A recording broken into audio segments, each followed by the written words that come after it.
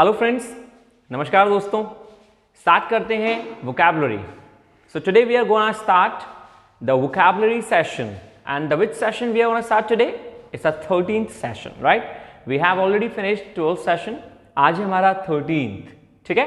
तो 13th session की 10 vocabularies वो कौन सी हैं जो हम आज स्टार्ट करने वाले हैं? Let's see. आज की नंबर 1 वोकैबुलरी है immolate, IMMOLATE, and the meaning of immolate is to kill और डिस्ट्रॉय बाय फायर। किसी भी चीज को, इंसान को या वस्तु को आग से जला देना या फिर खत्म कर देना। This is what we call immolate, right?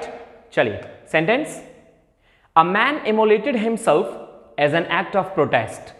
A man immolated himself as an act of protest. What does it mean? इसका मीन हुआ एक इंसान ने अपने आप को जला लिया प्रोटेस्ट में। प्रोटेस्ट में क्या होता है? जो प्रोटेस्ट किए जाते हैं, चाहे वो फार्मर्स प्रोटेस्ट हो, चाहे वो कैसा भी प्रोटेस्ट हो, अपने हक के लिए लोग लड़ते हैं, तो उसमें लोग अपने आप को हानि पहुंचाते हैं। तो कुछ लोगों ने अपने आप को हानि कैसे पहुंचाई? उन लोगों ने अपने आप को इमोलेट कर लिया, जला लिया। This is what we call immolate, IMMOLATE। Number second है दोस्तों आज का ogle. Ogle, OGLE, right? And the meaning of ogle is stare, किसी को घूरना। घूरने को बोलते हैं ऑगल, OGLE, स्टेयर, ठीक है? Example, he sat at the bar ogling several women. He sat at the bar ogling several women. वो बार में बैठा और बहुत सारे वुमेन को वो घूर रहा था। This is what we call ogle, क्योंकि ऑगल का मतलब होता है घूरना। अब वो भी किस मैनर में? लेचरस मैनर में। What does that mean lecherous? It means बहुत ही गंदे मैनर में। तो इसीलिए मैंने आपसे सेंटेंस बोला, he sat at the bar ogling several women। वो बार में बैठा और बहुत सारी women को वो घूर रहा था, देख रहा था, ठीक है? It's called ogle। Number third है आज की bagatelle। bagatelle, BAGATELLE, bagatelle, and the meaning of bagatelle is a thing of little importance। ऐसी कोई भी चीज जो बहुत ही कम इंपॉर्टेंस रखती है, इट्स कॉल्ड bagatelle, राइट? और इससे हम कह सकते हैं frippery, FRIPPERY, frippery means thing which has no importance. ऐसी कोई भी चीज जो कि कोई इंपॉर्टेंस नहीं रखती, जिसे हम बोलते हैं तुच्छ, बेकार की चीज, ठीक है? Example, the student asked bagatelle question in the class. Very simple, the student asked bagatelle question in the class. एक स्टूडेंट ने एक ऐसा क्वेश्चन पूछा जिसकी कोई इंपॉर्टेंस नहीं थी उस क्वेश्चन की। एक ऐसा क्वेश्चन जिसकी कोई इंपॉर्टेंस ना हो, this is what we call bagatelle। Clear? Number four है दोस्तों आज की indictment, INDICTMENT, indictment. And the meaning of indictment is blame या फिर चार्ज, किसी पे आरोप लगाना कहलाता है इंडिक्टमेंट, ठीक? So sentence, no one was surprised by her indictment. No one was surprised by her indictment।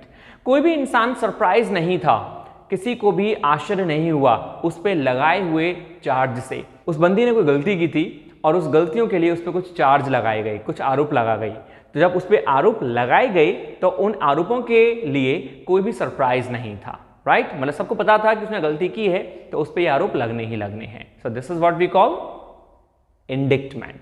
Clear? So number fifth है दोस्तों gallivant, GALLIVANT, gallivant. And the meaning of gallivant is घूमने वाला, एक आवारा जिसे बोलते हैं, घुमक्कड़, इज कॉल्ड गैलीवेंट। हम कह सकते हैं इसको वंडरर, WANDERAR, वंडरर। और वंडरर के बाद हम इसको बोल सकते हैं दोस्तों ramble, RAMBLE, ramble, is called घूमने वाला, ठीक है? Example, they have been gallivanting all over the town।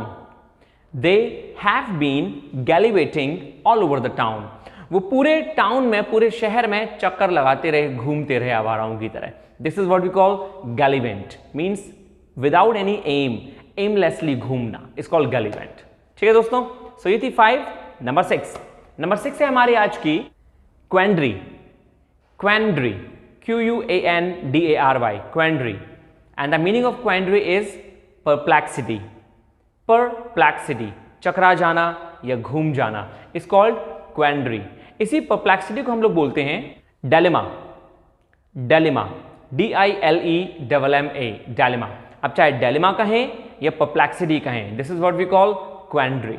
ठीक है, example, the unexpected result of the test have created quandary for the students. It means जो अनएक्सपेक्टेड रिजल्ट था students का, उसने लोगों में परप्लेक्सिटी उत्पन्न कर दी, बच्चे घूम गए, वो परेशान हो गए अपने रिजल्ट्स को देखकर। ठीक है, this is what we call quandary. Clear? Number 7 है दोस्तों dispensation, dispensation, DISPENSATION, dispensation, and the meaning of dispensation is allotment. allotment means बांट देना, जो आपके पास है उसको बांटना, कोई भी चीज हो, इसको डिस्पेंसेशन, अलॉटमेंट, और कह सकते हैं डिस्ट्रीब्यूशन, डिस्ट्रीब्यूट करना या अलॉट करना, इज कॉल्ड डिस्पेंसेशन।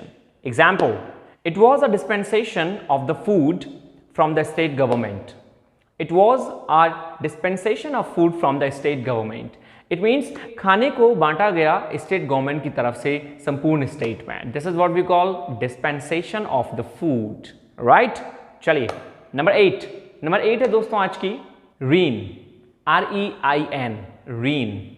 आपने सुना होगा ये वर्ड रीन। रीन मीन्स होता है दोस्तों अथॉरिटी, अथॉरिटी, किसी भी चीज की आपके पास अथॉरिटी होना, इसको रीन, जिसे हम क्लच भी कह सकते हैं। जैसे गाड़ी में क्लच होते हैं ना, तो यदि आप क्लच अच्छे से लगाते हैं तो गाड़ी अच्छे से चलती है, यदि क्लच हल्का सा भी छूट गया तो आप कहीं और गाड़ी और कहीं। तो this is what we call rein. इसी रीन को हम लगाम भी बोलते हैं, राइट? जो लगाम होती है, this is what we call rein. Clear? तो आप इसे क्लच बोल सकते हैं और क्या कह सकते हैं? अथॉरिटी। क्लियर? एग्जाम्पल, तो इसका एग्जाम्पल है दोस्तों, he has many people working for him but he has tight rein over the process. He has many people working for him, उसके पास बहुत सारे लोग हैं काम करने के लिए, उसके लिए बहुत सारे लोग काम करते हैं, but he has tight rein over the process.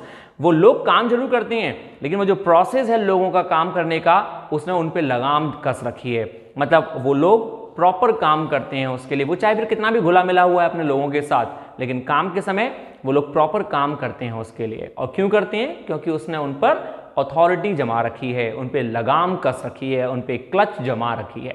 This is what we call rein. Clear? Number 9 है दोस्तों आज की patronage, patronage, PATRONAGE, patronage. And the meaning of patronage is financial help, financial help कहलाती है पैट्रोनेज। इसे हम लोग दोस्तों सपोर्ट भी बोल सकते हैं, मनी और support is called patronage. Example, they thanked her for her patronage for the new hospital. They thanked her for her patronage for the new hospital. उन्होंने उस बंदी को क्या किया? धन्यवाद दिया। किसके लिए? एक न्यू हॉस्पिटल की हेल्प के लिए, जो फाइनेंशियल हेल्प की गई थी नए अस्पताल के लिए, उसके लिए उसको धन्यवाद मिला। ठीक है? Number next and the last for today is number 10। और नंबर 10 है दोस्तों आज की हमारी behest, BEHEST, behest। And the meaning of behest इज इंस्ट्रक्शन या कमांड। इंस्ट्रक्शन देना किसी को या किसी को कोई कमांड देना, this is what we call behest, BEHEST। Example में कह सकता हूं मैं आपसे, I only made the change at the author's behest। I only made the change at the author's behest। जो ऑथर के कुछ इंस्ट्रक्शंस थे, मैंने केवल उसमें कुछ चेंजेस किए, बाकी कोई चेंज नहीं किए। This is what we call behest, means instruction. Author के इंस्ट्रक्शंस में मैंने कुछ चेंज किए हैं, तो ऑथर्स के इंस्ट्रक्शन या ऑथर की command is called behest। I hope, I wish कि आपको क्लियर हुए होंगे दोस्तों। ये थे हमारी आज की 10 वोकैबुलरी, जो 10 वोकैबुलरी हमने अच्छे से करी। And please what do you have to do? You should remember that you have to do 2 sentences from these all 10 sentences, guys. You have to choose 2 words for your best friend and you have to use, right? मैं बहुत खुश हूं दोस्तों इस चीज के लिए कि आप में से काफी लोग सेंटेंस बनाते हैं और मुझे सेंड करते हैं, and I truly check them, और कोशिश करता हूं एक सही रिप्लाई करने के लिए। यदि किसी ने कुछ गलत लिखा है तो अभी उसको मैं सही करूं, और जिसने सही लिखा है I commend them, I truly applaud them. So I am extremely happy दोस्तों that you are taking your participation in this kind of small quizzes, और you are having a trust over my words. So this is fine for today. I'm extremely happy again. We are meeting in our next session in next class of vocabulary. ठीक है? तब तक के लिए take care of yourself, stay hungry and stay happy at your home. And you remember, if I'm right, that what is the meaning of stay hungry? It's not hungry means that you have to be hungry at your home. Hungry for the knowledge. That's it. ठीक है दोस्तों? So thank you for today. नमस्कार.